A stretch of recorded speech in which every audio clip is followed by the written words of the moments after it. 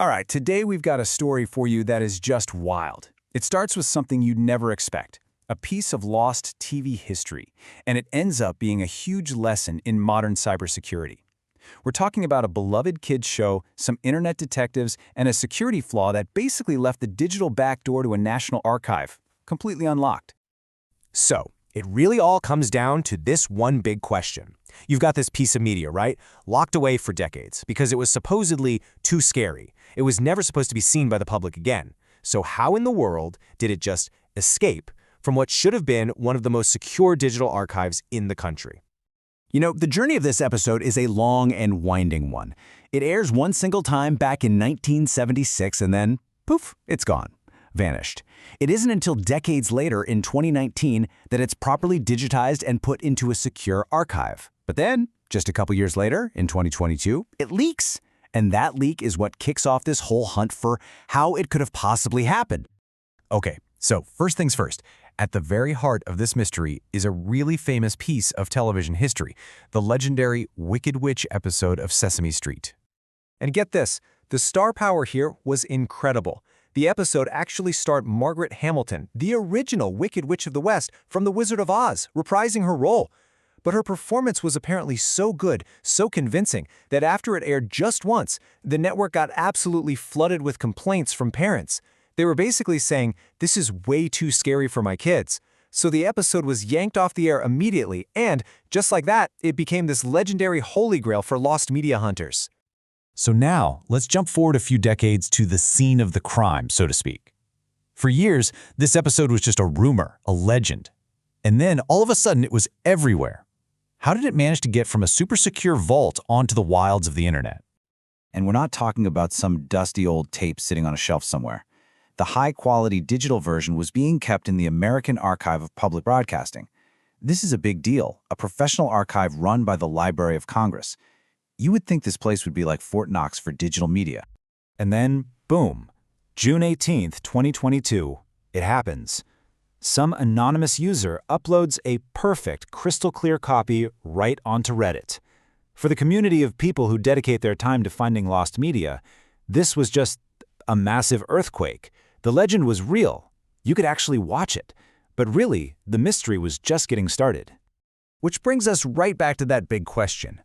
If the file was supposed to be protected, if it was sitting in a national archive, how on earth did somebody just download it? Well, the answer is in a surprisingly simple, but incredibly powerful web vulnerability. See, here's the thing. This wasn't some complex Hollywood-style heist. The people who got the file didn't have to break down the digital door. They just found out it was already unlocked. The flaw has a technical name. It's called an IDOR, which stands for Insecure Direct Object Reference. Now, that sounds complicated, but I promise the idea behind it is incredibly simple. It's what happens when a website's security doesn't bother to check who is asking for a file. It only cares that the file exists. Okay, the best way to get your head around this is with a simple coat check analogy. So imagine you go to a party, you check your coat, and you get ticket number 123. When you leave, you hand them the ticket, you get your coat back. Simple, right? That's how it's supposed to work. But with an IDOR flaw, it's like you could just take your ticket, cross out 123, and write in 456, and the person at the counter would just hand you someone else's coat, no questions asked. That's exactly what was happening with the archive, just with digital files instead of codes. So let's look at what was actually happening here.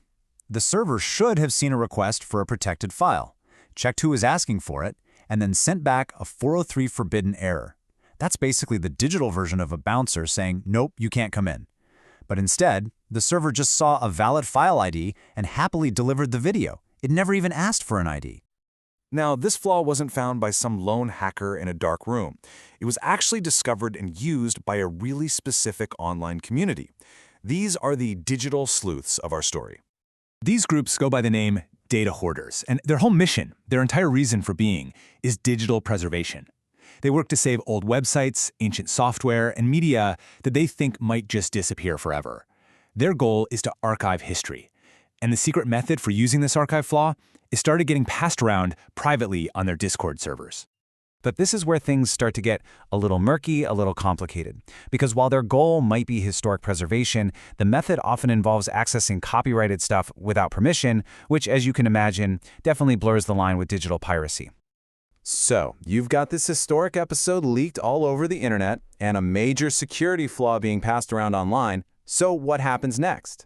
Well, this is where the case finally gets closed. So a cybersecurity researcher eventually tipped off the tech publication Bleeping Computer about this huge vulnerability. They did the right thing, contacted the American Archive of Public Broadcasting, and to the archive's credit, they immediately got how serious the situation was. In fact, once they were officially notified, it only took them about 48 hours to completely fix the flaw. That digital backdoor was slammed shut, locked, and secured. No more unauthorized downloads. And all of this leaves us with a really fascinating question to chew on. This episode was considered lost for nearly 50 years, but one simple little flaw made it available to anyone who knew how to look for it. In an age of digital archives and these incredibly determined online communities, it really makes you wonder, if pretty much any digital lock can eventually be picked, is anything we create or even try to hide ever truly lost forever?